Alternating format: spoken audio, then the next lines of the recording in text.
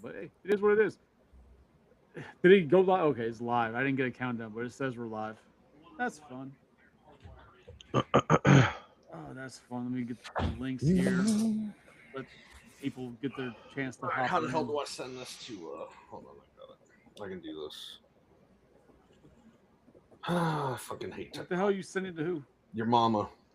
Ooh. She We has are. all the information. I sent it to her myself. Do you need the link sent to your phone, Psycho? No, I'm good. Oh. I'm sending you guys something. Oh. So you can see what the fuck I'm talking about. All right. So what I sent you guys in Facebook Messenger, well, I didn't send it to Jose, but I can. I just sent it to you because I have the thing with the two of you in it. I'll send it to Jose too, but I have a network connection box in my utility room, and what you see in there is a wrapping of Ethernet cables, but they are not labeled per room. So every room in my house has a hardwire port, but none of those hardwire ports work because I have to put those Ethernet cables that are in my network connection box into something that then distributes, right? But I don't have whatever item it is that I need to distribute that then plugs into my modem because those wires won't all, there's a bunch of them and they won't all connect into my modem. So my brother told me there's a device that I need that hooks to my modem, and then all those cables hook to that to then distribute to each of my rooms the hardwire connection because the house was built with all that stuff in mind. It's just since I'm not technologically savvy, I don't know what the hell it is that I need, and my brother's a gigantic tool. Is it just a router? Is it just a router? Yeah, it's just a router. I have a router. I have a router, but you need another router that. Go ahead. I'm listening. Hey, you just need a router that has one of those bigger routers that has a splitter in it. That it splits up to all the different ports. That's all it is. But that's what I said. Have your brother, since he didn't bring it to you, just ask him to get you exactly what you need. Then It's just probably buy the on damn Amazon. thing, If we you got to be install real, it, it's probably you only a plug couple it in. bucks. It's gonna be plug and play. Like it'll be literally you plug in the main wire, then all the outgoing wires. It'll be real simple plug and play. But that being said, we're live. Welcome to Collector's Hideout. Starting off with a little tech talk because fuck it, why not? This is the podcast where we all get together, talk shit about different things, different topics, just to get away from the real world. Tonight, I am joined by Psycho. How you doing, brother? I'm doing pretty well. How are you? Um, hopefully be better next week, but not bad today. What's wrong? And then we got show. I can't talk about that stuff because people be watching. I can't talk about that. So, what's going on, Shellhead Tony? You're here as well. Doing well. It's a beautiful Thursday evening. Yes, sir. It's still cold. Like it's cold as fuck still. Not as it was the other day, but Jesus Christ. Did you guys have like where your entire car was damn near frozen? That was like last week. Yeah. You talking to Tony or to me? You guys. We did, and Sunday and Monday specifically. So Monday, Jen and I had to go run some errands, and when I went outside, there was still a bunch of like ice on the top of the car. So I pushed it all together and was able to make like a snowball. I made two of them, and I had Jen call Evangeline out, and so she came running out the door. When she came out, I nailed her with a snowball, and then she got mad and she's like, "That's not fair!" And I gave her the snowball that I made for her. And then she threw it at me and then picked up the pieces and continued to throw them at me. So, this man smacked his daughter with an ice ball. I did. I wish I'd have been there.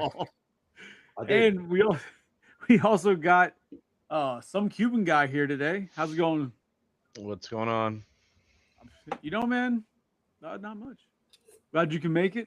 Since this movie was kind of your pitch last week. But before we get into the movie at hand, for anybody who's been keeping up, we're going to be discussing. Some call it a classic, but the movie was, I think, from 1993, Groundhog Day. I believe it was 93. Does that sound right to you guys? Somebody's Googling. I feel like that was Somewhere before around that. Yeah, there. yeah, it's at 93. Yeah, that's right. It 93. was 93. Yeah. So we're gonna be Yeah. discussing the movie Groundhog Day. I haven't seen it in a long time, and I don't think Tony said hey, you hadn't seen it in a while. Yeah, it'd been a long while. Psycho. How about you? When was besides recently? When was the last time you saw that?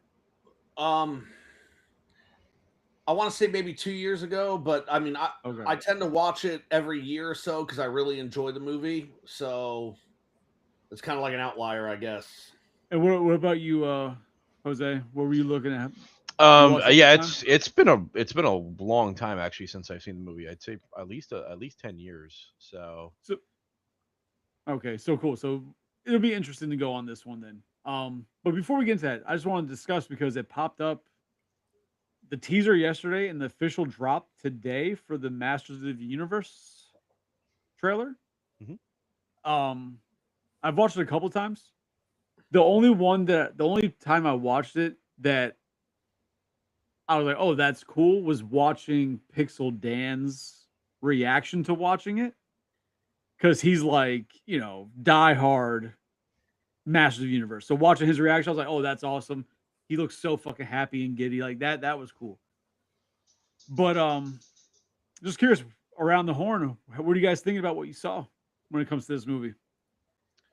We can start with go ahead. I can start. Yes, I mean I watched it a few times today. Like you actually, I watched a couple of like some of my favorite like streamers slash like YouTube content people also like react to it. Me myself, like I'm not like the biggest He-Man person. I was born like just after He-Man was kind of really at its height, at the height of its popularity. I was more of like a Thundercats person, so I was like after like with that whole animation style. And I really like Thundercats, but He-Man was never like my thing. But I mean, like all 80s kids, like we're all familiar with it. We know how big of a deal that series and that television show, the cartoon and the toys and everything were, especially for folks back then. So from what I saw from the trailer, I mean, it looks cool. Like I thought it looked pretty. I thought it looked like I'm definitely intrigued. I'm probably gonna end up seeing it in theaters. Depending on what people say about it. Well, I'll wait to see what some of the preview folks say about it, see if it's any good. But it just looks fun. Like it just looks like a fun movie. It's very similar to like when you first saw like the first Transformers movie trailer. You know what I mean? Like it had a lot of those same kind of nostalgic feelings. And seeing, you know, uh, He-Man say like I have the power. The trailer was just really cool, and yeah, it looks good. Looks like it's gonna have like fun humor, good action. Excited to see what Skeletor is gonna be like. So yeah, I liked it. If he doesn't laugh like a maniac, I'm gonna be pissed. I agree. I definitely agree with that. How about you, Tony? What did you think about that thing? I think it looks promising. I think it's definitely gonna be entertaining. It's gonna be one of those movies you can probably watch more than once. And I like, first of all, Beastman looks great. I think he looks like an absolute menace, and I like it. I'm curious what he's gonna sound like. If he's gonna sound like a Neanderthal or not, or if he's just gonna sound like a big beast, kind of guy or whatever. Isn't he played by Kelsey Grammer? I don't know. Wrong beast. Wrong beast. Oh man. my god. All right. Wrong beast. I know Jared Leto's playing Skeletor, and I'm fine as long as we don't have to see his face. So I hear. He could be Skeletor. That's fine. I just don't want to see him. I did like him in Morbius. We were talking about that earlier. I enjoyed that movie. I thought it was a good movie. And being a big Spider-Man fan, I think they did justice by Morbius for sure. As long as he doesn't say it's Skeletorban time. So it's as long as he doesn't say Christ, that. Yeah, it's not Skeletor with a bunch of face tattoos and gold teeth, so it works out fine. Yeah. Jesus. And I do like the fact that they don't seem to be holding back on any of the characters. We saw Fisto. We got a lot of the characters, like a lot. Yeah, and I think it's cool, and I think, and I could be completely wrong, maybe my brain's somewhere else, but I think they had that always goes one of two ways, right? When you see a movie and they show you too much up front, usually it's like, oh crap, that's the best parts of the movie. But Yes. I think this is one of those times where they want to like hype it up so much and get people to be so all about it. Like, I'm gonna get to see all these characters that now people are like, I have to go see this. Yeah, I think they balanced it right, because when I watched it, like I said, I watched it a few times, and that was I'm like, damn, like it seems like they almost showed the entire movie in and almost in succession too, because it ends with like the battle between him and like damn, they almost like they showed the entire thing. Yeah. And I imagine they had to weigh out, like, do we hide shit or do we just say fuck it, hit the crowd with the nostalgia bomb and make them want to see this, because they're gonna see, they don't have to wonder like, oh, is this character in it? Like, no, your characters are here. I think the only character they didn't show would have been like Orko, right? I don't think I saw Orko. Yeah, I didn't see Yeah, I Orko. didn't see Orko. Yeah. But I did like what they did with Evelyn. She looked awesome. She looked like the figure. She looked like Yeah, the she toy. does. Yeah. A lot Um, of them do. A lot, like I mean, like even Man at Arms, like Yeah. they have him with the helmet and everything. I was not upset with anything I saw. So I have a lot of hopes for it, and the cinematography like that you saw just in the previews looked really, really good.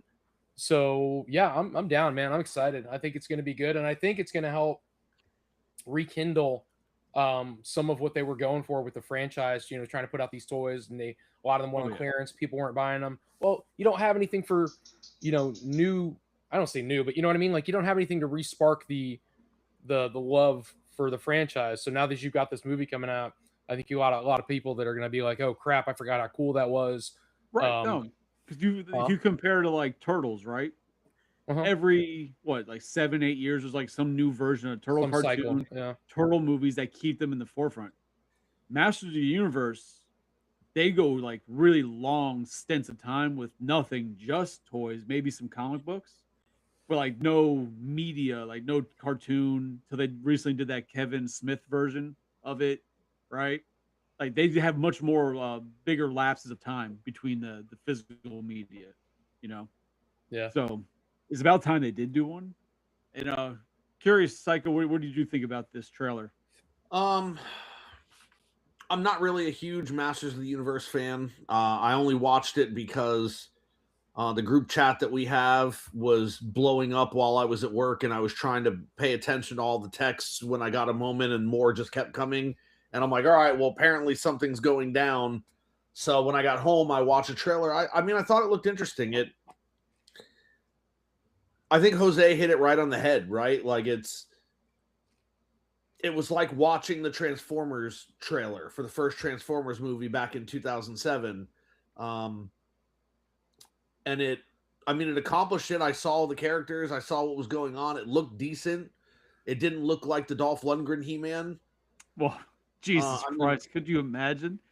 I'll watch it. I don't know that I'll go to theaters to see it. I know that Jen won't be interested in seeing it, so I'll have to wait until it comes on a streaming service, because I don't go to the theaters by myself. But it didn't look terrible. I wasn't like, this is trash. I mean, the only He-Man show I ever really liked was like the New Adventures of He-Man or something that came out in the early 90s. I watched that one. I enjoyed that show. So that was it. Like, I watched it, and first of all, I don't like He-Man. Fuck He-Man. He's a piece of shit. Well, he fucking took over for the Ghostbusters. The kids fucking yelled He-Man. They insulted the Ghostbusters. Fuck him. But the reality is, I watched the trailer, and I'm not like I'm not a He-Man person. Like I've never gotten into. I think I had one toy as a kid. It was Clawful. Like it wasn't on my radar. It looks, when you compare, especially to like the Dolph Lundgren version, like it looks phenomenal in comparison. Years difference, right? But I think part of me, when they were starting to talk about doing it, I was like, ooh, there's a chance it could look really bad. And just to use a current example would be like, I was kind of expecting to be more of the over the top, like the new Street Fighters appearing to be, where it's like, what the hell is this? But it looks like it's much more toned back and much more realistic looking, instead of that over the top insanity. Like they want to go over the top animated, but live action style, which is definitely a good look.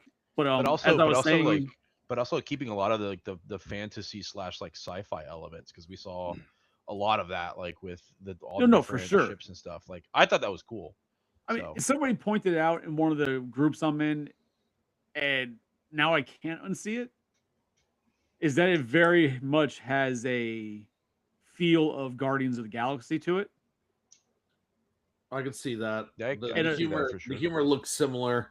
Well, the humor, the style, and apparently from I don't know, it could be bullshit AI text, but apparently the director, someone whoever's working on it So said that Guardians was Travis a big Knight, influence I think Travis on. was his name Travis Knight or something.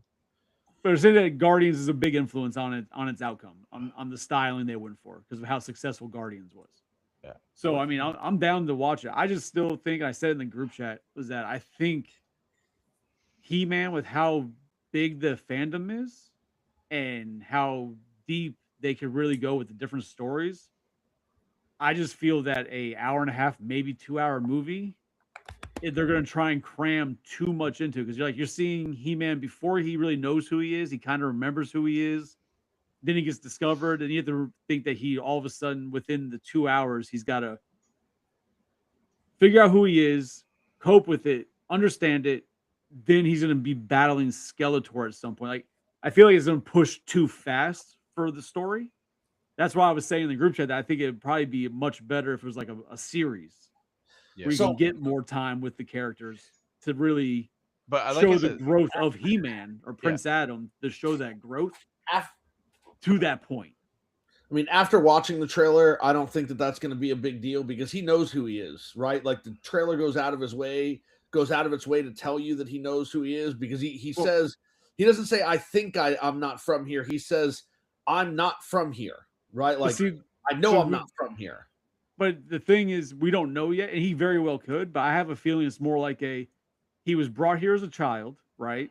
He doesn't know it, but he has like dreams, like something's telling him, like that's like inside he knows there's something different, and like he's the like in Star-Lord flashbacks almost. maybe, and then he doesn't really know, and then all of a sudden it opens up, like holy shit, this makes sense why I was thinking those types of things, and then he has to, and the best example I can give for current also would be the way they pushed in Frozen Empire for Ghostbusters.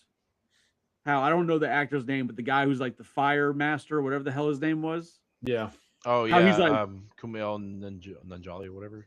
Right. Like in the beginning of the movie, he's like nothing, and then all of a sudden he's like, "Oh, I'm this," and then he's like, all of a sudden proficient and able to fight the main like within a 10-minute span. It's like, all right, you needed it, but I feel like they got pushed too fast.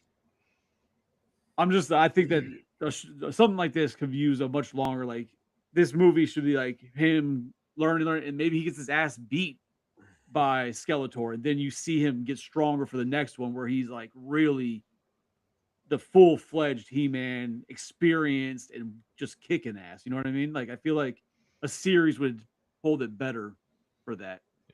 So this is I did mention in the group chat also, and Jose, I think you either missed it the first time I explained it. But Tony, tell me, do you remember the Mario Brothers movie? Unfortunately. So you remember like Princess Peach as a baby was like put into another dimension to be hidden from Koopa. Daisy, not Peach. Oh, I'm sorry. Yes, you're right. Daisy was hidden in the real world, so Koopa couldn't find her. And like this, Prince Adam was hidden in the real world, so fucking I guess Skeletor couldn't find him. Like that was the first time I was like, damn, this is like setting up almost like Mario Brothers. It looks a lot better than Mario Brothers, but like that idea, that story is like very much that. Then he finds out who he is, and he's gonna have to go back and fight. Like it's. I mean, I'm interested, so I'm not against the movie, except that they insulted Ghostbusters. Fuck them. Yeah, it's from the same. It's for the director is the same director that did like the Bumblebee movie, which in my opinion was like a really underrated movie. I thought the Bumblebee movie was actually like pretty good. I think the Transformers looked the best in that movie. Yeah, so it was a good. He was actually a Volkswagen in that one, right? Yeah. And then the opening fight scene on Cybertron was absolutely hands down what everybody wanted in a movie, and we just never freaking got. Yeah, we got it in a spinoff instead of like a mainline Transformers movie, which is weird, but yeah, no, it was good though. So I'm excited. I mean, like I said, I'll definitely watch it in theaters. Definitely looks like a theater popcorn movie for sure. But like everyone else said, we're not the biggest master of the universe marks here, so but it looks good. Like I said, I I think mean, it I'm looks I'm significantly older than you guys in that regard. So like, I grew up when Rich. that was well, but it's true that those couple of years in the '80s made a difference. Oh, They did. absolutely. So, that was the rise and fall of certain things. But we had He-Man, like we had He-Man for days. We had all of the toys, we had the castles, and it was cool. And I watched some of the show, but not a lot of the show, and I can't really tell you where the love for the toys came from, other than I think I probably got one for Christmas, thought it was cool, and they just kept buying me people. So I thought it was neat. Same thing like at the time we were buying sectars and all that kind, anything was like creatures, like evil creatures and stuff like that. So but yeah, I think the movie's going to be dope. I'm very happy dope. about seeing all the characters, and I don't know, I just think it all looks good. I'm happy for it. Let me Yeah, ask I'm you probably not guys. going to go to theoners to see it, but Yeah, I'll go definitely to the theater. when it comes out on streaming, whatever, I'll catch it. So Or when the library gets it, you Yeah. can probably yeah, grab it. sure. Let me ask Tony. So Tony, real quick, because you probably know more. So because I don't know anything about like He-Man. Did the toys come out first, Yes, or did they come out like the same time? they They made came the out with a comic cartoons book. There for the was no. toys. The show came after. It was a comic book. Oh, okay. So they developed these figures. So like actually, and when you watch it, Pixel Dan actually makes a comment to it. So when you watch the trailer and Prince Adam goes into that shop to look for the sword, Mhm. the guy who's the guy who's holding the sword is Vicor? actually what?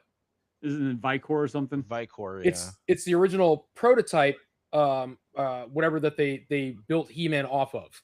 Like, so that's how they sculpted He-Man. And then I didn't know, I didn't pay that much attention, but in that same screen, I guess there's a Big Jim cat in the picture somewhere. So I'm like, well, Right. yeah, that's where Battle Cat came from. Yep. So it's just I love little stuff like that in movies, where if you're a fan or you know what you're looking at, it's kind of cool to see those Easter eggs. But yeah, it came out. They made the figures, and they ended up doing the. It came with a comic book, and the comic book if you ever watch Toys That Made Us, they tell you, we just came up with the idea for a comic book. They asked if we had a show, and we said no. But they're like, "Did you know we have a comic book?" And they didn't have a comic book. They drew a comic book to put in with the toys so they could sell it. I think it was at Child World. Yeah, I so think they that's the first literally place they're they like, oh, we made these toys, a bunch of characters, and they're like, oh, now we have to make kids buy these. We have to offer something to sell these fucking things. Right. Well, yeah, I mean, remember they held on to them for a while. So the original releases of the He-Man toys were stamped 81. They were completed and ready for market in 1981, but they were held off until 1982, and then the show didn't release until 1983. But we only got a couple, or not we, because I don't have them, but they only released 4 toys in 1982. Right. You had He-Man, Skeletor, Man-at-Arms, and Beast Man, or Beast, whatever the hell it is, Beast Man, yeah. Beast Man. And so those were the 4, but those were supposed to hit market in 1981. But again, like Tony was saying, they didn't have anything to go with it to market it, and so they held off. The production company, I guess Mattel, was like, nope, not until we have something that'll actually sell these things. So they put out 4 just to see if anybody would be interested, and the sales were okay. So then they're like, all right, well, we're going to release something. And then apparently the toys just went crazy. Yeah. It's always interesting to see that when like the companies make a product, but then they have to produce basically a TV show or comic book to be able to sell them versus the other way around, where it's usually there's a TV show or some type of media, then you bring the toys that people buy. Yeah. Like that's what happened. That's what happened with Star Trek. The show was so popular and they didn't have any toys, and they did all that label slapping. So like all the Remco toys and bullshit that was out for this different Spaceman line, they started slapping, Star Trek stickers on, and that's the first Star Trek toys. They're all Remco label slappers. Yep. I don't understand Joe's comment because I guess I don't watch enough Jared Leto to know what a Jared Leto movie is. They have not been But I good. guess I think that's what he means. They're just He's right. But Jared Leto did a good job in Morbius. I think the problem everybody has, and I totally agree with, I don't disagree, is that when you had Jared Leto as the Joker, that was a different Joker that if you didn't read the comic books, nobody really knows which Joker that is, or supposed to be a representation of. So I think that's the fear. So everybody's like, okay, he's going to be Skeletor. He's going to fuck up Skeletor. Well, he's going to have a voice dubbing. They're not going to let Jared Leto just be Skeletor. that'd be weird. You know, but he's got the build for it, which they could have chosen anybody really. And then he's going to have a CGI head. So what are they going to fuck up? That's my opinion. But Well, they could fuck up a lot. Let's be honest. We've seen some bad fucking movies. But like, I'm trying to like a Jared Leto movie that, yeah, Joker. But I can't think of anything else that I was like, oh my god. But like I said, I don't pay attention to Jared Leto to even know what he was in to be like, oh yeah, it was bad. well, he's So. been in a lot of things, but when he's been tapped to like carry a movie, the movies have not done well, right? So it started with the Joker, right? Because he was supposed to be a big presence in the film, but because people reacted so negatively to him and his portrayal, they cut almost all of his scenes out. They only left a few. And then with Morbius, the same thing happened. I like Morbius. So well, no. But what I'm I'm saying is, he was supposed to carry that film, and people hated it. Right? Like people absolutely hated it. Dumb things were done, and then Tron Ares, he was supposed to carry that film, and Tron. nobody went to see it. Well, I mean, you say that, but people have been clamoring for a Tron sequel since Tron Legacy came out, and a lot of people like Tron Legacy, but Disney's like, oh, because whatever movie they put out after Tron Legacy failed, they're like, we're not doing live action movies like this anymore. So that we didn't get a Tron sequel, and then they released Tron Ares, which everybody's like, well, why are you just ignoring what happened in the last film? And I think that's why Tron Ares didn't do well. Yes. But again, it was supposed to be carried by Jared Leto, and it tanked and made no money. And so people are concerned that he just doesn't have what it takes to like overcome things that are not working right. Yeah, I don't like I said, Joker I could see. Morbius I enjoyed. And I never saw Tron because it's Tron. So yeah, I couldn't. So I don't share Joe's concern because I just don't see it because like I said, I don't pay attention to Jared Leto as it is. So if he does good, then that'll be it. My biggest concern is I am a Tron fan. I have not watched Tron Ares yet because of everything I read about it. I didn't watch all of Morbius. I sat down to watch it, try to give it a chance. I think I was like 25 minutes into the movie, and I'm like, this absolutely sucks. And I turned it off. And then with Joker, I think what worries me about Jared Leto playing Skeletor, and again, I don't care about Skeletor because I'm not a huge Masters of the Universe fan, but what worries me is Jared Leto chose the portrayal of Joker that he did. That's the Joker he wanted to be. He wanted the face tattoos. He wanted the gold teeth. Like, those were choices that he made to play the character. And it's like, if that's how you feel like an iconic character like the Joker needs to be played, what are you going to do to Skeletor, right? Like, you say, of course, they're going to dub his voice. We don't know that. They haven't said it, right? So people are speculating that they're not going to let him voice Skeletor. The studio has never said that. And it's just speculation. And so people are rightfully, in my opinion, concerned with what kind of odd choices is Jared Leto going to make on another iconic villain, right? That makes me curious. And after this, we'll get on to the actual topic for the evening. But if Jared Leto or just any actor portrays a character where he's in full costume, full mask, never see the face, and they dub the voice, why even fucking credit the actor at all And that's why personally I don't think they're going to dub his voice. People are saying it, but for just what you said right there, you don't go out and pay Jared Leto the kind of money they paid him to essentially hide him behind a costume and not use his voice. I just don't see it. Because like Tony said, you could literally get anybody to play that role in the costume if you're going to dub the voice.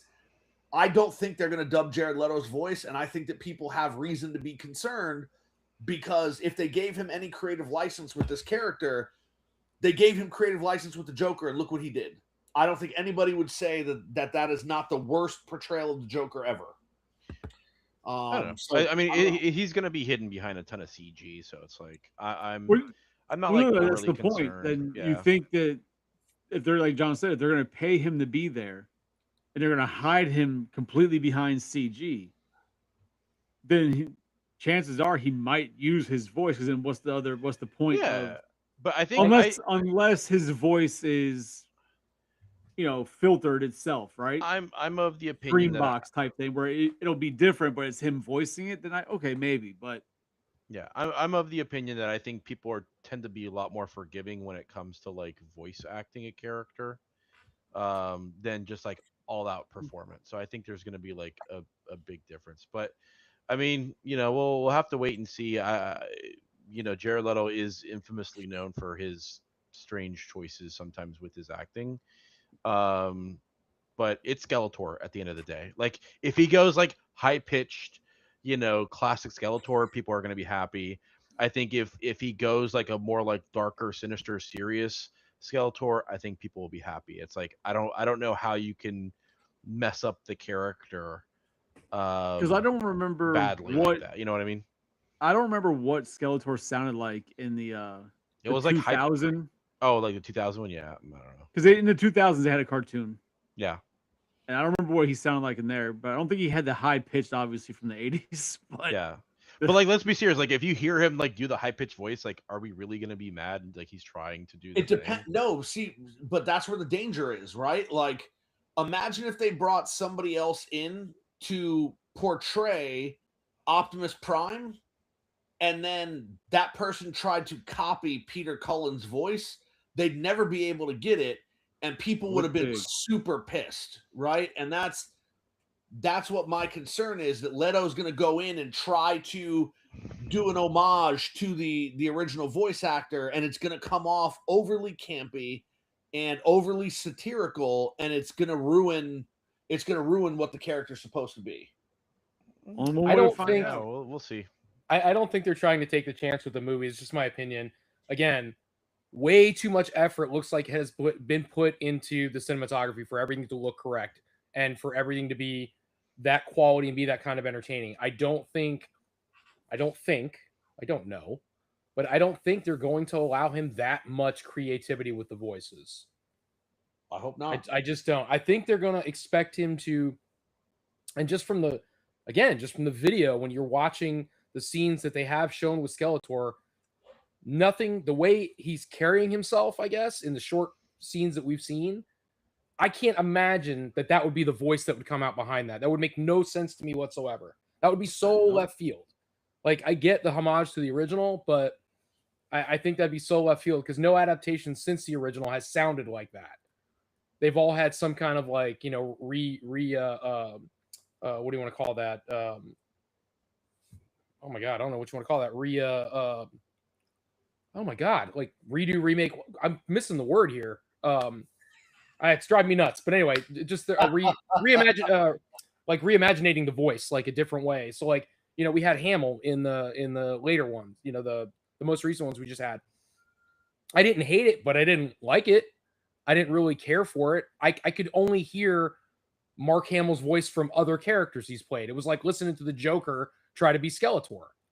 No pun intended, but it was like listening to the Joker try to be Skeletor. I don't think that's going to be the case with this. I think they've probably given Leto the creative freedoms for how dark he wants to be, but I don't think it's going to be like Christian Bale Batman dark voice. I think it's going to be just enough to give power to Skeletor's character. I don't think it's going to be campy at all.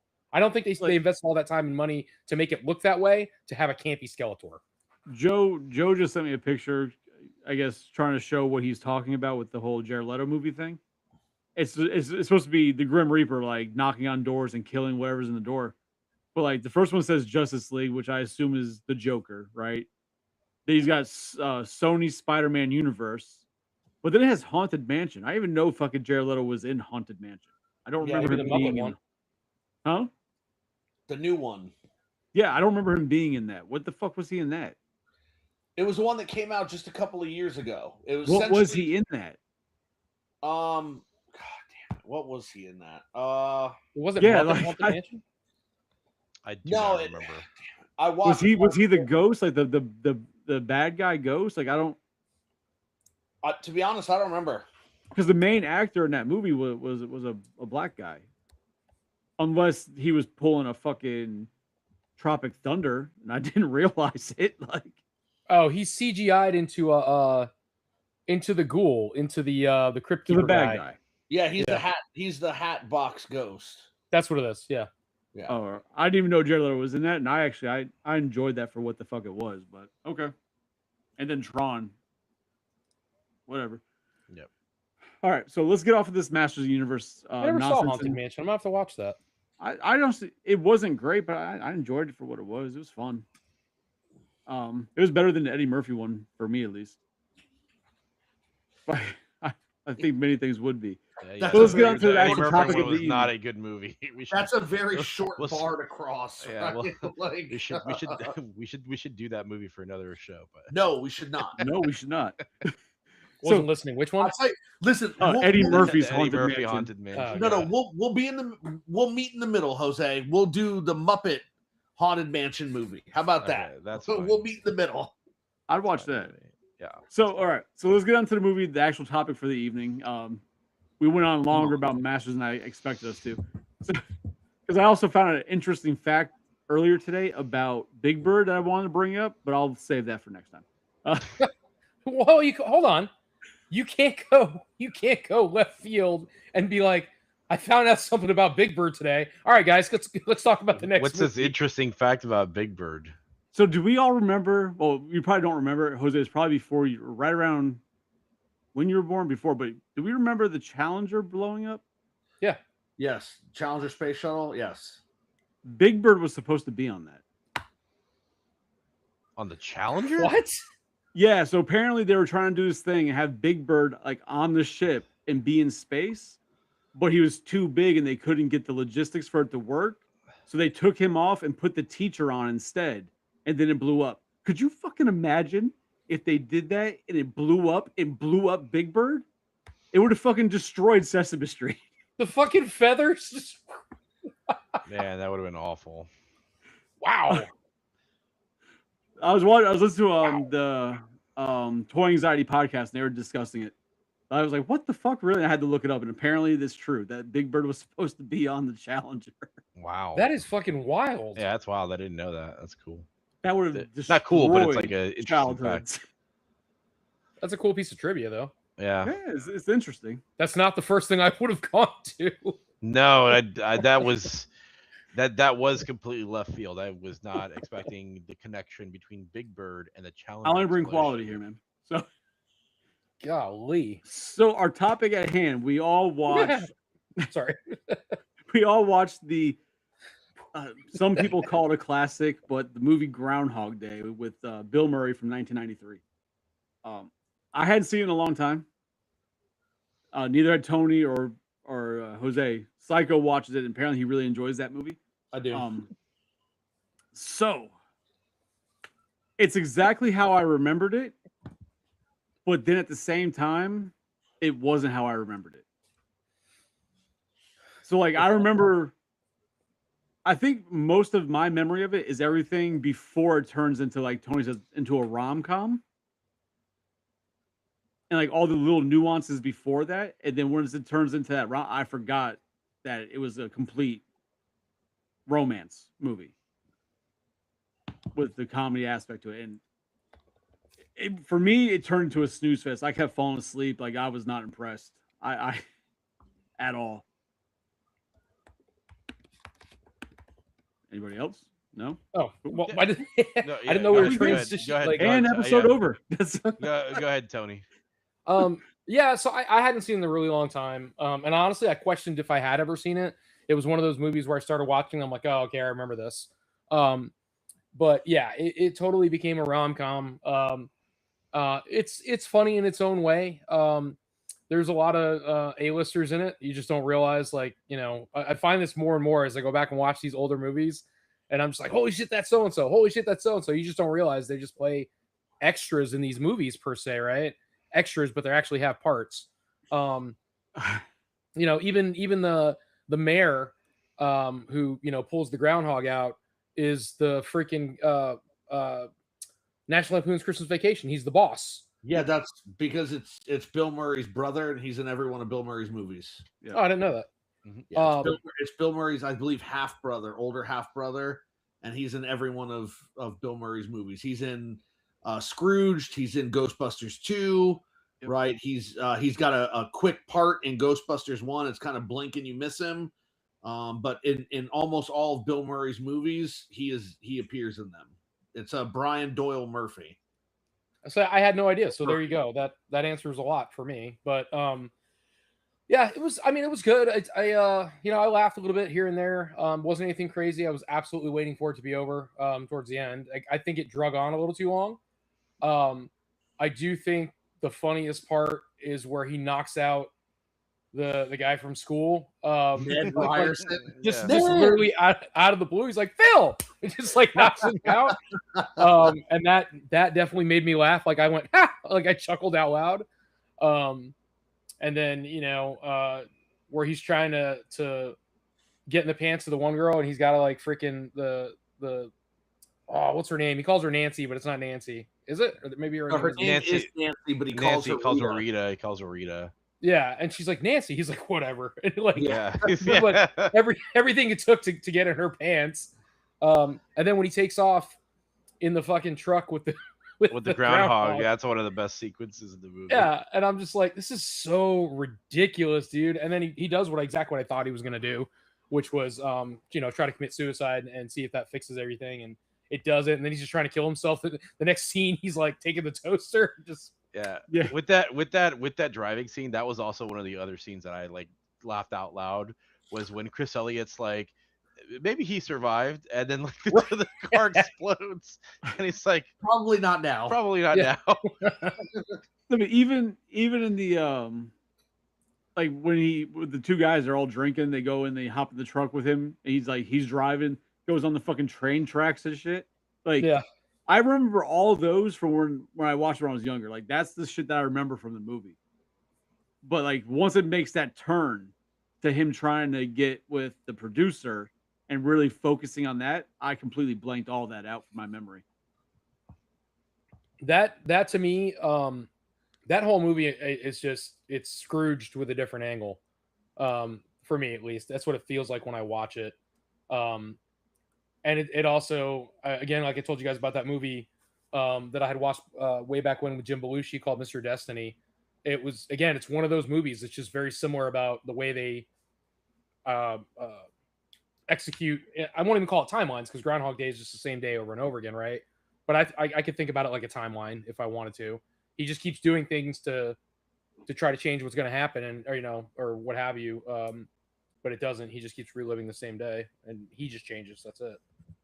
That and like I said, from what I can remember as a kid, or not a kid, I was probably a young adult the last time I'd seen it. It really does feel like two different movies. Am I the only one that gets that? Like, it has that tone I change. think it definitely changes to what I think it changes like multiple times actually, like throughout the film. Well, like in the beginning, I agree. Like, it does like kind of start diving into that like rom-com area.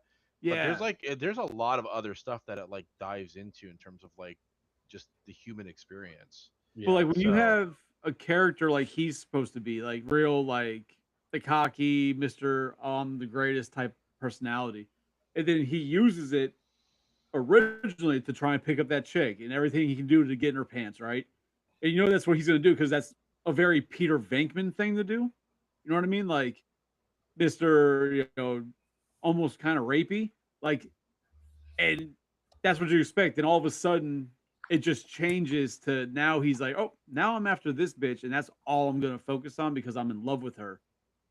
Granted, there's no definite timeline for how long he was actually stuck in the loop.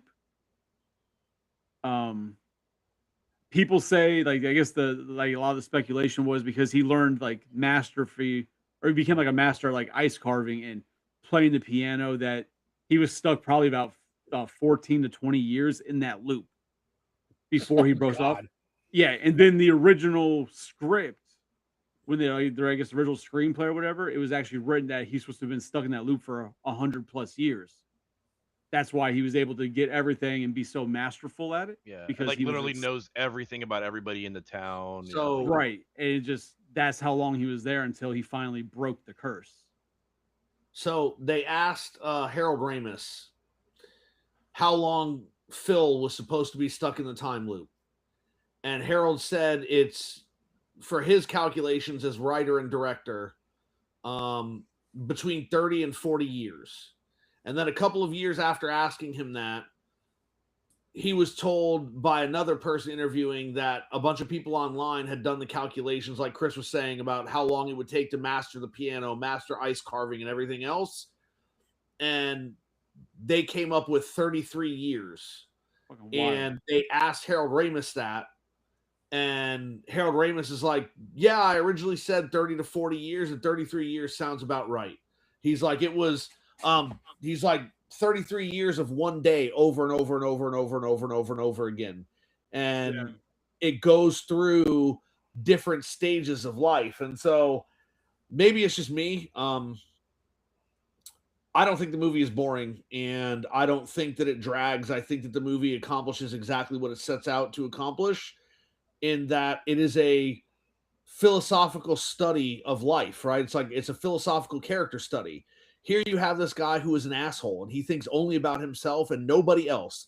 And even though there are people around him struggling, and it goes out of its way to show you that the people around him are struggling, he ignores it. He doesn't care. He puts his needs and his desires above everyone else's.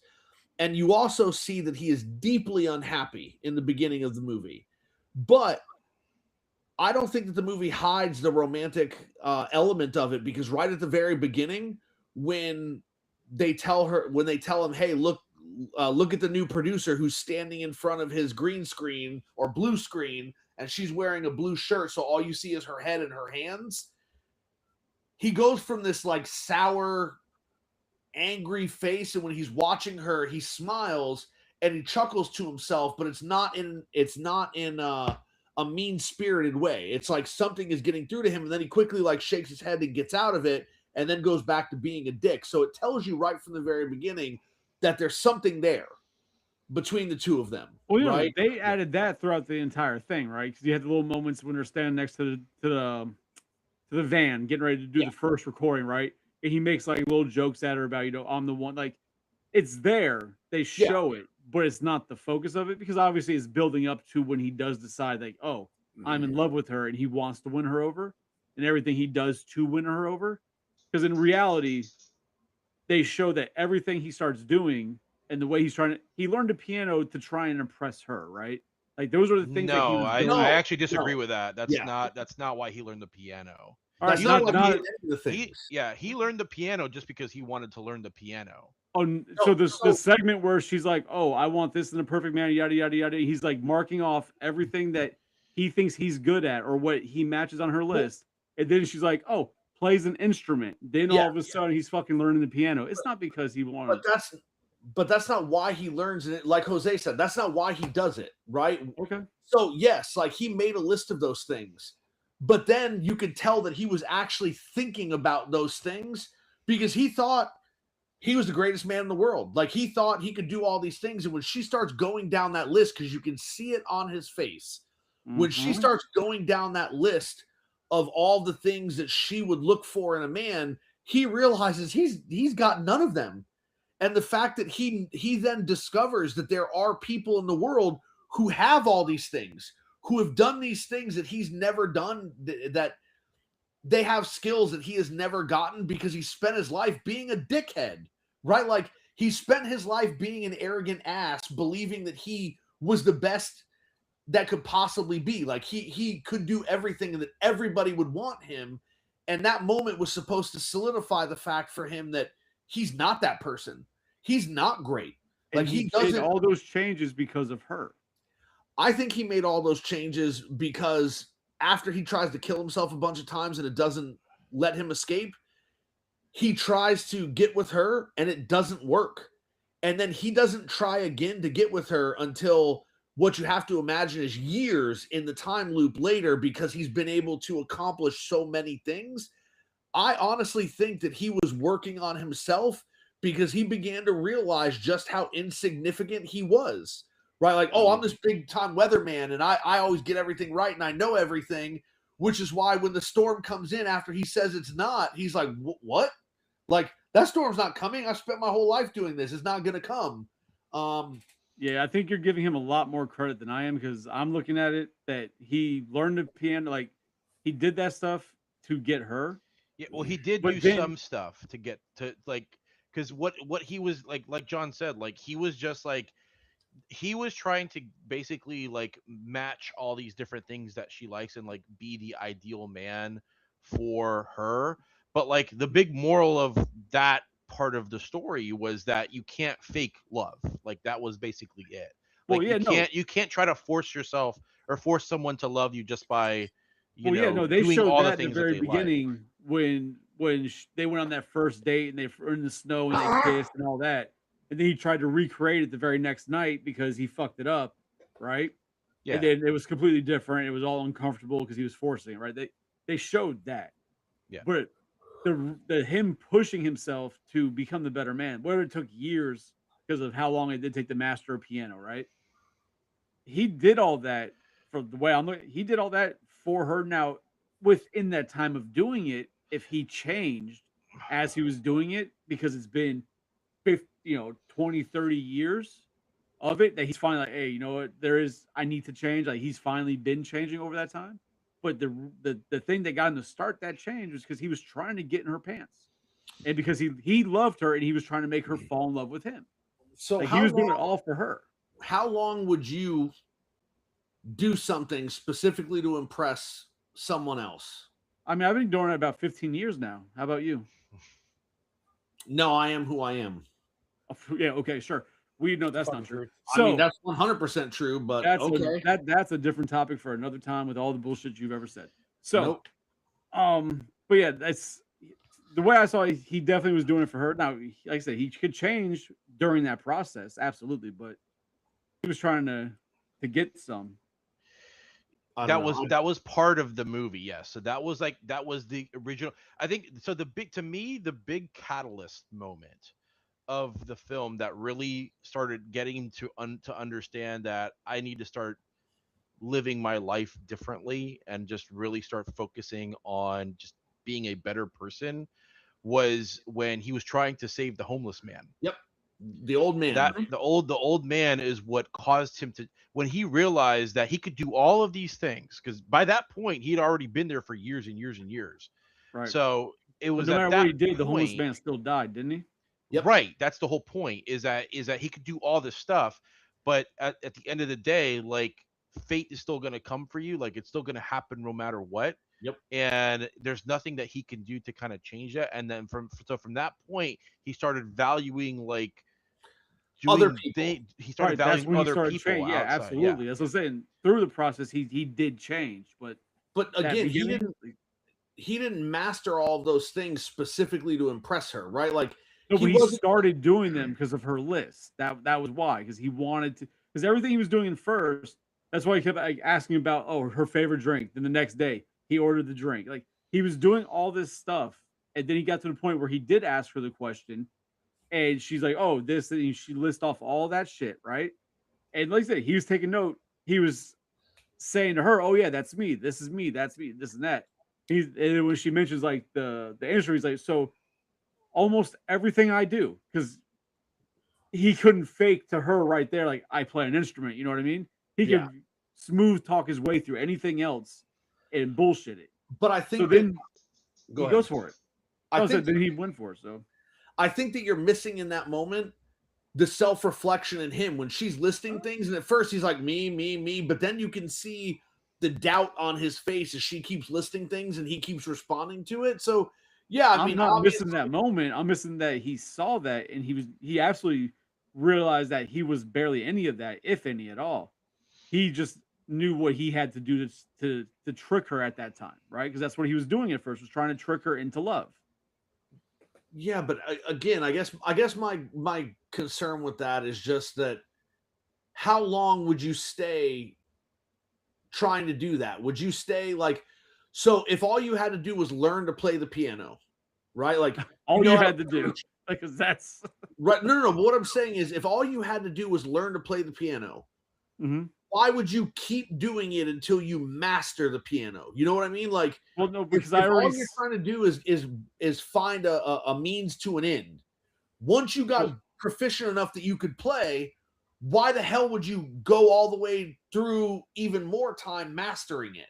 well, because like I said, chances are he started with the intent of her, and at over, like I said, 30 plus years, that changed absolutely. But the original reason for even doing any of that was for her to try and get her to love him. Now, trying the process of getting her to love him, he changed throughout his time there, absolutely. But the initial, oh, I'm gonna do this, was because of her. But it The initial wasn't. But start for was that, for because of some her. of those things, yeah. Like for example, like him learning French and him learning like a brand new language, for And example. poetry, yeah. And poetry. Like those were specifically, he did those for exactly what you say, Chris. Yeah. To try to get in her pants. But the piano stuff, that happened after. That happened after he realized, like, I can't fake my way. Like I can't fake it. So I just need to, like, and that was after he started learning the piano, like after he realized that he couldn't help the old man. Like this all happened like kind of during, I think it was like the second, that was probably the third act at that point. Because everything she So mentioned, everything she lists off, right? He does. The only thing that they don't ever touch on him actually doing is the love your mother, right? Like that never really becomes a thing. Because that was the last thing she mentioned. Has to love his mother or be in a good relationship with his mother or some shit like that. Yeah. And that's I would argue that that's represented by him fixing the tire in the of car the old with the ladies. old women. Yeah. Right, like his mother might actually be dead, but I would argue that the representation of that was him fixing the car. That could very well be. I'm just saying, but the actual, like the in the piano, he's doing it. All the stuff, like he's doing it forefront. This is what I'm doing. The only one that they don't push in your face that he did is the mother one, right? Because it's like I said, it's never mentioned. It's never done again. Now, if that is symbolic for that, absolutely could be, and very well much probably was. But it's not one of the forefronts where it's like an obvious one. Like it's just like kind of brushed over that one aspect. Everything else is like you see him do it, you see he's getting that, and it's like okay. But yeah, I mean, and again, I get your argument. I'm not saying it's wrong. I just think that there's more self-actualization at play than there is anything else, right? Like, yes, originally he was very selfish and hedonistic, and he wanted to get him Rita's pants, and so he's gonna try to do all the things he could to do that. But I think somewhere along the way, like Jose said, before he learned the piano, before he did all those things, he realized that no matter what he did, nothing was like, he honestly believed he'd be stuck there forever. And so he was going to try to make whatever connection he could each day with himself to become self-actualized. Because again, I think he realized he was a shell of a person. He wasn't even a real person. Like, what was he? He was arrogance and bravado. He had no other traits, no other characteristic. And he was incredibly hedonistic because he only cared about what he wanted, regardless of what everybody else wanted. And he felt he was better than everybody. So like I said, I did fall asleep a couple of times because I did get pretty bored in it once it got into the real deep love story part of it. But at what point did everybody start remembering him? Nobody remembered him per se, but people that he had run into before the time loop when he got there had seen him. But the example that I'm referring to, just so you don't have to go on something I'm not referring to. the final day, right? Yes. hmm The When they're at the party. he's my best student, the piano instructor. Like, how the fuck does she remember him if it's the one day to know that he was her best student? Like, and Because then it was he like the paid- old couple, like, oh, he helped us with this, and like, how the fuck do they remember any of that? Well, because he wakes up at 6 a.m. every day, and so the day starts over, but he pays the piano teacher $1,000 every day to teach him, so she'll quit her other student, right? And so when he comes in, essentially a master at piano, of course she's going to say this is my best student, right? And claim that it's all Okay. her work. 'Cause like I said, I was following that. I woke up, I'm like, what the fuck? These people now remember him? Like, how the fuck? Even the old people, like but all these it's people. from that same day, though. They remember him and from that same day. And then the mayor and his wife, it's because the mayor is choking to death and on a he piece of sa- steak in the saves restaurant, him. and he saves him, right? And then he leaves. He doesn't let them thank him or anything else. He just turns around and leaves. He's not Okay, looking that's for why I was. credit I was or like, applause how or the fuck anything. is everybody remembering this Yeah. guy? It's the Meanwhile, fucking he's still every day is still doing that news report on Groundhog Day. So like everyone knows him from that. Like he's still doing all of that on top of just like by the end of the movie, it becomes apparent that like after all these years and years and years, basically like the moral of it is that like the best outcome is going to be when you are doing these selfless acts of kindness for everyone. That's the most because the whole time he's trying to seek fulfillment, and by the end that's his realization is that the best kind of fulfillment you're going to get is by Fulfilling improving others. fulfilling others and helping others. fuck others. Yeah. Other I stuff. mean, because he was all about self-fulfillment at the beginning, and then he, Right. you Like know, then literally it was literally a 180. then Yeah, it no, was definitely. about fulfilling the needs of other people, and you see that specifically when he goes running down the sidewalk to catch the kid, and he's like, every day, and you never thank me. Yeah. He's like, I'll see you tomorrow, maybe, right? Because he catches the kid, so the kid doesn't break his leg, Yeah. and then the kid just runs away, doesn't say anything, doesn't say thank you, doesn't like just he sets him down, the kid takes off. Fucking stranger So- danger. Fuck that.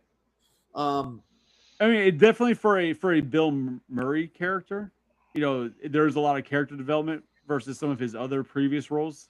Yeah. The And whole just the whole because- movie is character development. Right, but, basically. but Yeah. compared to some of his other roles, and just because I love the movie so much, like Ghostbusters, like there's zero character development in that movie, right? like all the guys are just exactly who they are throughout the entire fucking thing. But so yeah, it definitely had a character development, but it was not what I remembered it being. But like I said, at the same time, before it turned into romance, it was everything I remember it being. Yeah. But I did find the one there was a bunch, like there's a crap load of fan theories about that movie. Yeah. But one that I found interesting, I mentioned to Tony earlier, was that what is it? The fucking life insurance guy, Ned or whatever the hell his name is. Ned Ryerson. Ned Yeah. Yeah, Ryerson. that he's actually the devil. And he's the one who puts Bill Murray into the loop. That's why the very first time when he meets him, he steps in that puddle. That was like him stepping into the loop. And that's where it all started. Was because of how he acted. And the whole thing and the theory, and why I find it interesting is that the last day that he's finally allowed to break free of this curse is the day he actually bought the insurance from Ned, right? And they're saying that that's because that was the final day that he finally sold his soul to the devil, and he let him out of the curse. It's definitely an interesting theory. I haven't heard it. I think I guess if you try hard enough, you can throw that into anything, right? yeah. I mean, eventually, yeah, you can throw the devil in anything. I think one of the coolest things about this movie that I actually really like that Harold Ramis did was purposely not give us an explanation like why he's in this loop. And like I didn't realize it until afterwards. I'm like, man, like after I watched the movie, you know, I went online and did a little bit of research and see what other people, you know, how they analyze the movie and stuff like that. One of the things that I saw that I was just like, oh, that's really interesting that I didn't realize when I was watching the movie was that, yeah, like there was never really like an explanation as to why he's like put in this loop or how the loop functions. Right, So, like not like one of those movies like where they swap bodies because they both get electrocuted and like, Yeah. oh, now you know why they're like Yeah. that. Like yeah. he's Like there's just no there. like Freaky Friday explanation of like, oh, it's a curse or something. You know what I mean? It just happens. He's just in this thing, and I think Which- that's kind of the point, because Harold Ramis wanted us to be just like he wanted the focus just to be on Phil and Phil's journey. And it's like John said, like it's literally taking us through like the different stages of life. Yeah. And to show us by the end, through this kind of like experiment almost of what would you do if you were stuck in the same day over and over and over again? How would you spend it? Like, what would you do with that kind of, curse or power or whatever you might want to call it? That would definitely be a curse. 'Cause I my think- luck, I it think- I wouldn't think- be- it I would think, not be yeah. a good day I got stuck in. And It'd be that's some kind of the shit point day. is it's like, yeah, it's like would you want to, like, would it be a curse, would it be a blessing? Like, it really kind of depends on your perspective on it. So, but I thought that was like a really, really cool thing. For me, I think this is probably, in my opinion, like Bill Murray's like best performance. Shut your whore mouth. So That answer's like, always Ghostbusters. I mean, I love Ghostbusters, but Ghostbusters didn't focus on just Venkman. You know what I mean? Like, he was a great character, but I think like in terms of just overall performance, seeing the change from the beginning all the way to the end, while also still having like Bill Murray's charm and comedy, because he was really funny. Like, there was a lot of really funny parts. Like, I think this and like What About Bob and Ghostbusters are all like really, really great. I mean, if So- I can't pick Ghostbusters, I would definitely pick Zombieland. Like that's. Like, Well, he's that's, just playing that's where I'd himself. go. This is in a cameo. So That's all he needs to be. Yeah. Apparently, originally there was an explanation for the time loop. It was cut out of the second draft of the script because Harold Ramis didn't want it in there. But originally, it was an ex-girlfriend who was a practicing witch who hexed him after he broke up with her because he did it in a shitty way and she didn't like it, and so she trapped him in that. Yeah, that would have been stupid. That It would have made the movie stupid. Yeah. It absolutely would have, which is why Harold Ramis cut it. Now, what's interesting to me about Groundhog Day, I love the film, and I have since I remember first seeing it. I've really enjoyed it, but for me, I'm very interested in all the things that happen behind the scenes, right? So I know the three of us in here, except for Tony, really enjoy Ghostbusters, right? And the actors in Ghostbusters had a very close relationship. And I'm sure that you guys know that this movie essentially ended the friendship of Bill Murray and Harold Ramis. They almost came to blows in the film. Not the good kind of blows. Because Bill Murray wanted to play it a certain way, and Harold Ramis didn't want him to play it that way. So Bill Murray wanted the film to be significantly darker. He wanted it to be darker. He wanted it to be more introspective. He didn't want the jokes. He wanted to play it as a man suffering with this like heavy burden and heavy curse, and it wouldn't be fun at all, really. It would be torturous. And Harold Ramis is like, no, that's not what I'm going for. This is what we need to do. This is how it needs to go. And because of that, Bill Murray started to become a real bastard on the set, right? And he already was kind of rough on the set because he was been known to be difficult. So, well, yeah, but this was beyond his normal level of difficulty because apparently he was going through some really difficult times in his personal life, and he brought those with him to the set, and he wanted to work through those psychologically through the portrayal of this character, which is why he wanted to make it really dark, and Harold Ramis wouldn't let him. And so Bill Murray started showing up late and leaving early. He started just doing whatever he wanted to do on the set. And what really drew the line for Harold Ramis was he came on the set one day and started actually being abusive to the other actors and actresses on set. And Harold Ramis, after he went on this tirade on one of the actresses, Harold Ramis grabbed him by the collar and pulled him off the set. And they started screaming at one another, and they almost started throwing punches. But Harold Ramis was like, "Whoa, what are we doing?" And Bill Murray was like, I don't know. And he left for a little while. He came back. They finished the film. And then Bill Murray would not talk to Harold Ramis for years. Right? They reconciled on Ramis's deathbed. Yes. Well, a little bit before that, according to Bill Reconciled. Murray. Yeah. Thank you. A little bit before that, according to Big Bill street Murray, but they had the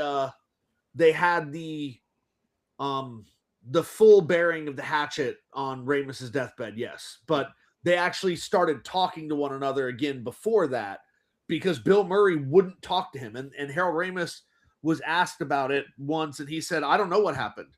After the film, Bill Murray refused to speak to me. And if I was in a room and he came in, he would turn around and leave the room. He wouldn't take phone calls. He wouldn't discuss things through a mediary. And then what actually got them to speak again was the Ghostbusters game in 2009. That's when they started to speak, but it was just cordiality. It wasn't like friendship. But that's when Bill Murray first learned that Harold Ramis wasn't doing great. And so they began to talk a little bit, and then eventually on the deathbed, they completely reconciled and buried the hatchet. But it's crazy how quickly a friendship can turn, because now Bill Murray talks about Harold Ramis, and he's like, I wasted a lot of time that I could have had with my friend, and he's gone. And he's Bill Murray, I mean, on topic, off topic, Bill Murray has been quoted recently saying that he wishes he handled his whole career differently. Yeah. Because he's like a Woody Harrelson. Like, you have to email somebody to, then they'll contact him and he might show up on set. Like, you never get like a confirmation. Yeah. And he said that if he hadn't done that, he probably would have had a much better catalog, a library of work to be proud of. And he definitely is retrospective on how he handled his It's career. so crazy though how even with all that, he's still like one of the most, I feel like one of the most universally beloved Hollywood figures, probably ever. He's known to be difficult, right? But I feel like a lot of people let him get away with it just because he's Bill Murray, right? Yeah. Like Chevy Chase does the same shit, and he's Chevy like, Chase Chevy Chase is like universally hated. People hate that guy. Bill Murray does the same shit. Like, that's Bill Murray. It's okay. Yeah, it's like night and day with those two. Like, Even though there are similarities, but yeah, it's like but they're like, we're allowed to have one person act like that and be cool with it. We can't do two. Like, no, like Chevy Chase has been like that forever is the thing. So I don't know. Yeah, But Chevy Bill Chase ain't Murray- chasing. He's still a dick. Yeah. I love him, but he's the dick. Again, it's just it's an interesting thing. Just because in a recent interview when they asked Bill Murray about Harold Ramis and their friendship, he got visibly emotional, right? Because I mean, the fact of the matter is these guys are approaching 80, and they know their time is short. And Bill Murray's like, all that time with my friend, we've done so many things together, and then for whatever reason, he's like, I don't even remember what it is now. Then there's that, almost, was it 16 years where they don't talk, right? Like, they wouldn't be in the same room. He wouldn't accept phone calls because 93 to 2009, it was a long time. And then he's like, and then we were able to kind of talk here and there. And then I got to talk with him right before he died. And he's like, and that's it, and so it's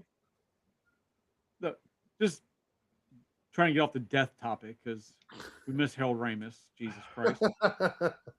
What would you guys consider to be Bill's biggest movie? His like in terms of what? In terms of like box office success or something? Just not necessarily box office, because reality, it comes down to personal taste, right? Because box office, a shit movie can do well at the box office if just enough people like his most iconic movie, you think? I guess so. Yeah, what would be like Ghostbusters? Got to be absolutely Ghostbusters. Would it have to be Ghostbusters? I would think so. And if it weren't good, like if we wanted to talk about Bill Murray's most iconic role, not necessarily film, but most iconic role, it would still be Ghostbusters. But if you took Ghostbusters out of the running, it would have to be SNL, right? Like, well, if we're just about movies, what if we're just talking about movies? that's what actual movie, not his television run. outside. I mean, it would have to be this one, wouldn't it? It wouldn't have to be Groundhog Day. I feel like it would be Groundhog Day. I think it'd have to be Scrooged. Yeah, I kind of agree with Tony. I think I don't know about I that. think don't you know. take Maybe Ghostbusters out of the mix, it would be Scrooge. The Christmas Carol, where the fuck? Oh, Yeah. what about Caddyshack? Wouldn't Caddyshack be up there? Even though he had like a bit part, but it was still. Who else is in Caddyshack? Chevy Chase, Rodney Dangerfield, Chevy Chase? bunch of other people. Yeah. It's been a long time since I've seen the movie. Oh, I can Caddyshack. recall. I don't know why I Steve mean- Martin was in my head. Because if you're I'll gonna, tell you this. Go ahead. I had never seen Caddyshack till probably about 5 years ago, and not good. I What mean, was a good for in that it's a too? good So. movie. It's definitely aged, but like the humor is not. Because like that's the thing too about Groundhog Day is the jokes and stuff like that are pretty timeless. Like I said, I watched the movie today and I still laughed. Like some of the parts that were just like John said, like the part where he just punches the high school guy, and that was just funny. Well, I mean, Yeah, any movie where somebody just randomly gets punched, it's like somebody Yeah. get kicked in the face. Like, it's it's hilarious. just really funny. No It's matter just really what. funny. I'm looking at his like, just his resume. I don't know that you could say Caddyshack, because if you said Caddyshack, you have to say Meatballs, right? Because Mm. those movies, Oh, he wow. played a very similar role in both those films, and I don't Yeah. know that either of them What about would Stripes? kind of be at the top of his filmography list if we're talking about iconic. I think you have very clearly head and shoulders above everything else would absolutely be Ghostbusters, but the franchise, not just the film, right? And then below that, you could make an argument for it being either Groundhog Day or Scrooge, because I think they're kind of like right in line with one another. And then God, I forgot after about that, it would Space Jam.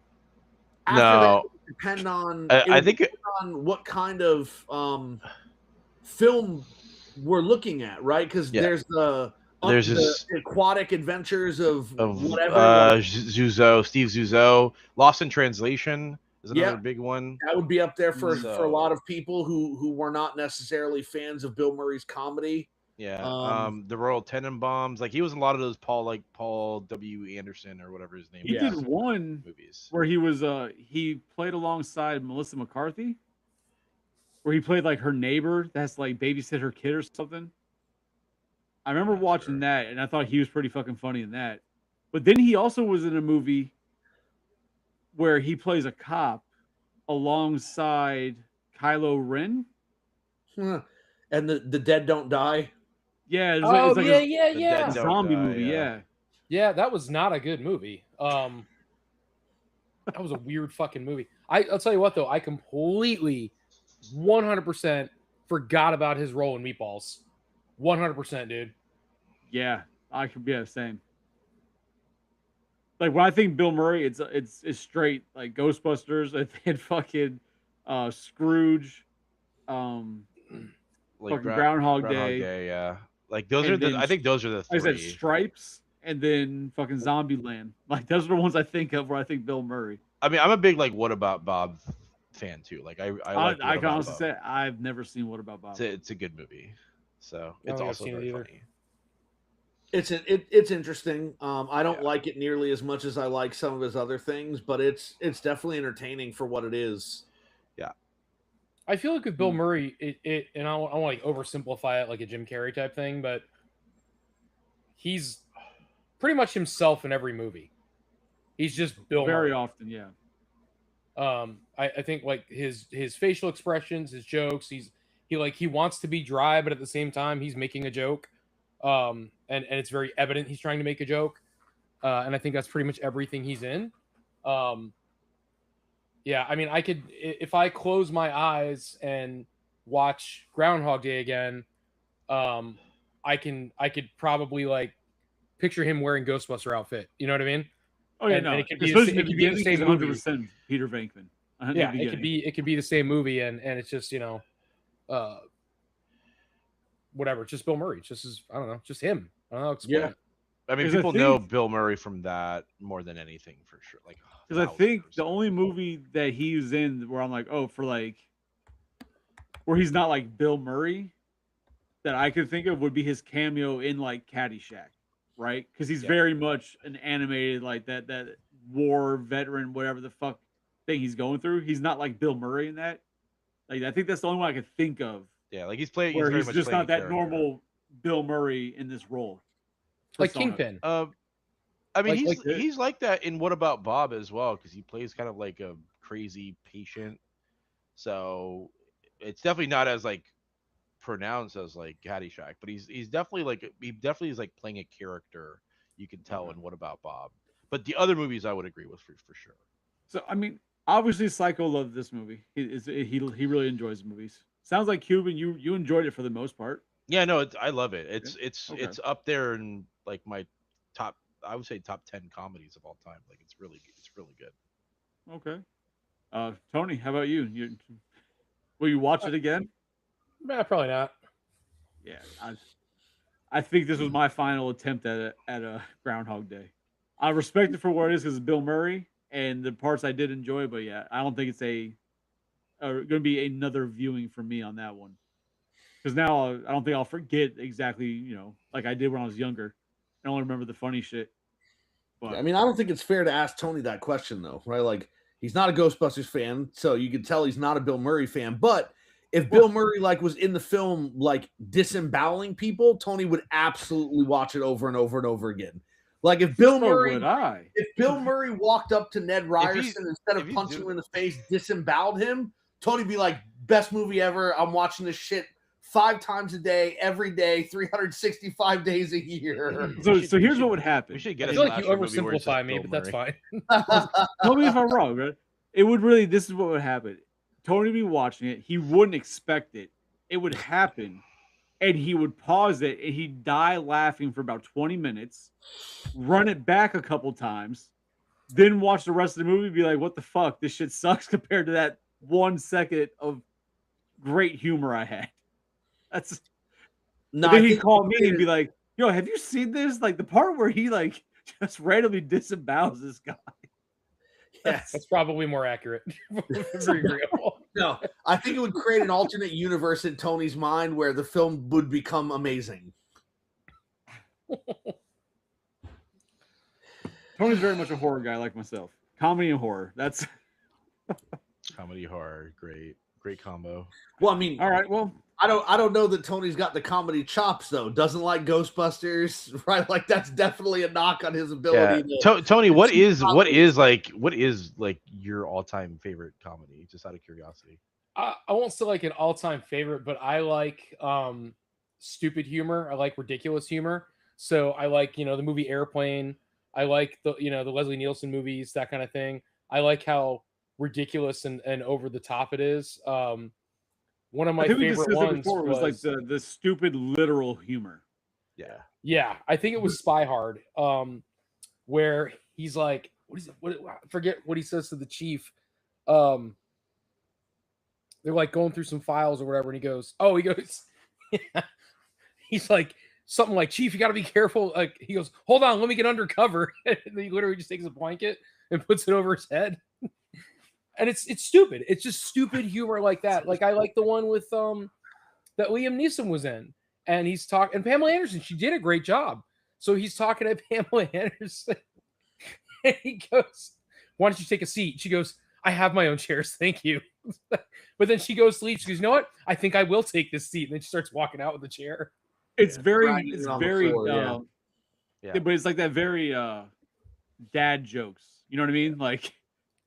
It's that kind of humor, the very dad joke humor. It's funny that Tony says he likes stupid humor because I also think that he's the one that said he doesn't like Jim Carrey. I don't like Jim Carrey. Yeah, so it's like, wait, did you not like Dumb and Dumber then? Or Bruce Almighty?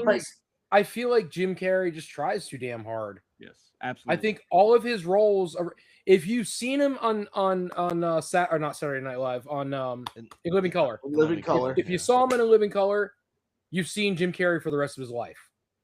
Other than what was the one movie, Something Beautiful Mind or whatever? He did a couple Eternal of Sunshine of the serious Spotless movies. Mind. Yeah. The Majestic, Cable Guy. Truman Show is like one of my Truman all-time Show, favorites. like Dude, there- Cable he's- Guy, he was definitely over the top. That Like, was he a comedy, still- yeah. That oh, was but that like was a kind of dark, serious. but that was a dark. It was a comedy, dark not comedy, necessarily yes, a I stupid agree. comedy. It was darker tone, yeah. Like I you just wouldn't think you say the can't- Cable Guy and Ace Ventura are the same shit. Like you wouldn't say that. You can't get away from his They're both facial Jim Carrey expressions. movies. They're always his grins, his smiles, the way he carries himself. If he wants to be funny or think he's funny, then his mannerisms are going to be the same in every single movie, and I can't get past it. It drives me nuts. And that's how I feel about Will Ferrell. So, like, I just feel can't. Will Ferrell's not funny. Like I don't see anything that he does is actually funny. Yeah, and like, but the same way, like Tony said with Jim Carrey, Will Ferrell tries so fucking hard to be over the top in that comedic. Like, Will Ferrell misses me. I think Except for Step Brothers. Step Brothers is fucking hilarious. Step Brothers is good. I think we can all agree though that like Leslie Nielsen King, it's like the best. Surely you can't This- be serious, Dude, no one had better deadpan delivery than that man. Oh, Tony, It was the greatest. do you like Steve Martin, the jerk? I don't like Steve Martin. You don't like Interesting. Steve Martin? Wow. Didn't do it for me. Interesting. Again, Each it's their own. like I Planes, like Trains, Steve. and I Steve Martin's Automobiles. hilarious. Well, no, because I I just think- remember the jerk is very much that same like very literal dad joke type comedy. That's why I was like, of the movies. That's why I figured the jerk would be a good one. do you like Rick it's Moranis? I do No, like I don't Rick Rick Moranis actually. Yeah. But watching like Planes, Trains, and Automobiles, right? Like John Candy, I'm sorry, can do no wrong. He's fantastic in every movie. Yeah, I've yet to see a movie where I don't like the guy's comedy. It's another one that's one of the best. Yeah. And lost way too soon. But Yeah. And then you've got Steve Martin with him in that movie, and like I just can't. Like the part where they're checking into the hotel, right? And Steve Martin's like, and I know he's supposed to be that way. It's supposed to be his mannerisms, but he's like, I've got a watch here. It's a Rolex or whatever, and he's like, whatever to try to get the room. And I'm like, okay, it's his character just for me is not funny at all at any point, even though he's trying to be serious and funny things are happening to him. At no point in that movie to me is he funny. But then you got John Candy, he goes, I got a wristwatch here. It's a Casio. So what you're saying there I would equate that just to a more recent movie, still in the 90s, would be any movie with like David Spade and Chris Farley. Like I never found David Spade funny, but Chris Farley was always fucking hilarious. David Spade is funny as the voice of that character in Hotel Transylvania, and that's about it. Never even seen those. So they're great movies. Those movies are funny. yeah, I know like Adam Sandler's the vampire dad and all that, like, but it just never sat down to watch him. David Spade's stand-up comedy is better than his acting, truthfully. I mean, I hate David Spade. the only David Spade movie that I find funny, and I don't know why I find it funny, is Joe Dirt. That movie I know exactly why, because Yes. it's fucking stupid, and you like that dumb Yeah. shit. But I hate Just like you. I like didn't even fucking like Joe Dirt. I just hate it. I just don't like No, David but Spade. see, here's Psycho. Like, I know he likes Joe Dirt because I've known him forever. But the same way he also likes like Napoleon Dynamite because fucking Uncle Rico smacks him in the face with a fucking steak. Listen, That's Napoleon why he likes Dynamite's Joe Dirt. funny, That's man. like the shit that he likes. Like, I'm sorry, Napoleon Dynamite was funny. Napoleon Dynamite is funny because the first time I saw it, I had to watch it 3 times to actually watch it. So Yeah. I was visiting my siblings in California, and my brother's like, "Oh, you got to watch this movie. It's so funny." And this was, I don't know, it was either 2003 or 2005. I don't remember. And they put it on, and like right at the very beginning, I'm like, "This isn't funny, right? Like this." We're supposed like, why are we laughing at a mentally disabled person? I'm like, I'm not watching this. Turn this off. Yeah. So I made him stop the movie, and then my older sister's like, he's not mentally disabled. That's just there's no like they're not making fun of people that have learning disabilities. So she put it back on the next day, and I started watching. I'm like, no, I can't. I cannot. And then the third time, they're like, you just have to watch the whole film. And I remember after I watched the whole film, I thought it was funny. But there are just certain parts in that movie that get me every time. I try not to let them get me. and they do. Like when he tries to go over the ramp, but the ramp breaks and he smashes into the wall, and the bike like nails him in the nuts, and he just falls off. He's like, oh, Yeah. right. And then when his older brother's talking to his uncle, and he's like, he's eating a steak. And the uncle's like, yeah, back in 82, I could throw a pigskin a quarter mile. And the brother's like, are you serious? And the uncle's like, yeah, watch, just snatches the steak and throws it. And it nails Napoleon right in the face and he falls over. Like, that's just hilarious. Moments like that are just funny, man. Yeah. It's just hilarious to me. And that's one of those movies that there's moments like that are fucking funny. But as a whole, I'm like, that fucking movie is horrible. Like, I can't stand Napoleon Dynamite. But it does have its moments where, all right, it is funny. I'll give it. But as a whole, fuck that movie. It's a dumb movie. It's just, yeah, it's just like absolutely, you said, it's absolutely stupid. It is a dumb movie, but I don't. But because it's a dumb movie, like I don't think it's bad because it does its job. Like John said, like there are moments I've seen the movie probably like 6 or 7 times already. And it's still like there's just moments, just like John said, that just get me every single time. And it's random shit too. Like the girl trying to sell the little keychains, and she's like, "I'm trying to raise money for college." And then the brother from out of nowhere, "Your mom goes to college." Like it makes no sense, but it's so hilarious. And she just like drops all her crap and runs away. Yeah, I like the eggs part. Where he's like getting all the eggs from the chickens or whatever. Yep. And it's stupid stuff. Like he stops with the chickens and he goes, yeah. And they're outside. He's like, the guy's like, well, forgot my checkbook. Hope I'm out of pay and change. Or then he's counting it out. He goes, $6. That's like $1 an hour. And then like one of the other parts that I always find funny is when he's fighting with the llama. To like eat her food. You fat lard, come eat some ham. Like I said, there's definitely funny moments, but that's fucking movie's horrible. It's a stupid fucking movie. Like okay. But it's got its moments where it's fucking Diedrich Bader in that movie is hilarious. Yeah. You think I got where I am by dressing like Peter Pan over here? Forget about it. Oh, the fucking Timu Hulk Hogan. Rex Kwando. Yeah. Rex Kwando. He's sitting there tasting the milk, and he's like, "This tastes like the cow got on the onion patch." And the guy's like, "Correct." He's like, "Yes." Yeah, no, fuck that movie. Oh such man, stupid humor. It's great. And I hate it because I do think it's such a stupid movie, and I don't like it, but it is fucking funny. Like I can't, like, god damn it. I'm in the same boat with you, like Chris. Like it's a dumb movie, but it's just fucking horrible. There's just so many. It's incredibly stupid, but some of the parts are so damn funny that you can't help but laugh. Yeah. So Listen, the only thing. If you see a guy get nailed in the face with a steak and it knocks him off a bike and you don't laugh, like there's something wrong with you. Yeah. Well, if you don't laugh at that, you didn't grow up with America's Funniest Home Videos. Like that's just. So is it supposed? This has bothered me since I watched the movie, right? Ever since the beginning. What fucking year is it supposed to be? It's supposed to be Like modern times. Yeah, like early 2000s, around the time that the movie came Yeah. out. It's just like showing like rural life. Well, because they live in Utah, I think, and so they're Mormon, and so there's a lot of things that the Mormons don't have, and that's kind of the joke in it. Because if you look at it, it's like the way all the kids are dressed is 90s. Yeah. So it's very old and out of date. And so that's the only thing I went so case in point, back in like I don't know 2003 or something like that. I used to work for this company, like kind of off subject, but not really. Like, so I get when you're saying it's supposed to be modern times for them. Yeah. So I had to go to Iowa for work, and where we flew into, I had to drive like another 100 miles or whatever in.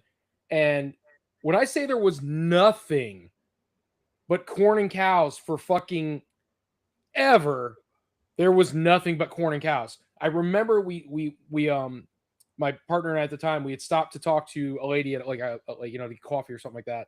And I remember asking her, "What do you do for fun around here?" And it wasn't a joke because there's nothing in the town. Yeah. And she goes, "There's a movie theater if it's still there 20 miles away." We drove 20 miles away to this movie theater. One, it was closed. And the last movie they had shown in there, I want to say it was like no shit. I want to say it was like 1992. The last movie they had shown over there. And again, that's part of it. So if you actually look back at Napoleon Dynamite, Napoleon's ID that you see several times in the opening credits of the film when the hands are like moving stuff around, says 2004, 2005. So that's where the movie is supposed to be set. I just thought that's when the movie came out. But also, I mean, again, rural life, like Jose said, and you're in a Mormon community where a lot of things are not happening, right? So how do you find out they're Mormon? They don't actually say the religion, but the filmmakers are, and they filmed about what it was like growing up in that area, and so that's kind of, you're supposed to infer that's what's going on. The movie's so stupid, it's great. It is. Well, I think we're going to bring this to a wrap after Napoleon Dynamite. I will say this. I remember when John Candy passed when I was a kid, and thinking, man, he was old, and in actuality, he was only 43, which is crazy. He passed at 43 years old. Mm-hmm. That's Tony, that's not far from where I am right now. Yep. Yeah, I'm gonna be 45 in March, so you guys can all just You know, I feel like a young whippersnapper over here. Oh man. So all right, yeah, let's wrap this up. Tony, you got anything you want to plug before? Yeah, but she's at her house. Your mom goes to college. It's not his mom. I didn't say it was his mom. I was just randomly saying that. Do you have a rough idea on what we're doing Tuesday, or just nothing? I'm really hoping Paul and Bill reach out and from the reluctant adult and jump on, because they did start following Shellhead today. Awesome. So I'm hoping that's a good sign. Because if you guys are watching, that'd be really cool to see on Tuesday. A lot of fun stuff that we could probably talk about, I'm sure. But yeah, Paul messaged me earlier to ask me if I could message him through Instagram, because through Facebook he's not getting full notifications, so he's not getting them fast. So I'll be messaging him through Instagram, and we'll set it up. Absolutely. Yeah, I can't think of anything at the moment. I don't have anything on my radar, but I'm sure I'll come up with something between now and then. Something will happen. People get mad about something. I mean, Lego announced a bunch of stuff that we could talk about recently. So, like a lot of the Pokemon stuff. You mean automatic binding bricks? Not just the Pokemon stuff, but today they announced they're doing another Mario Kart to go along with Mario in the Mario Kart. They're gonna do a Luigi. They announced another Legend of Zelda set. Like, there's stuff that we can discuss. So maybe we got nothing else. Fuck Lego. No. I mean, some people might try. No. All right, so cool. So I want to, thank you guys for coming out. Thank whoever hung around. We've got people watching still, apparently, even through that nonsense we just went through. Joe's old. He remembers seeing Caddyshack in theaters, apparently. Yeah. So he beats you, Tony. You got he that. Probably was in Caddyshack for all we know. He was the fucking the gopher. The fucking he was that. All right, cool. So thanks guys for coming out. Cuban guy, thanks for joining us this evening. For sure. Glad to be here. Psycho, thank you, man, for popping in. I mean, I'm the co-host. I should be here every show, right? Like, I have not missed one since you named me co-host. Essentially, you think shit happens. And Tony, man, thanks for coming through. We had a good time. I wasn't sure how this show was going to go because the movie wasn't, but thank you. The movie was great. And, I guess everybody could tune in next week for Drinks and Toys.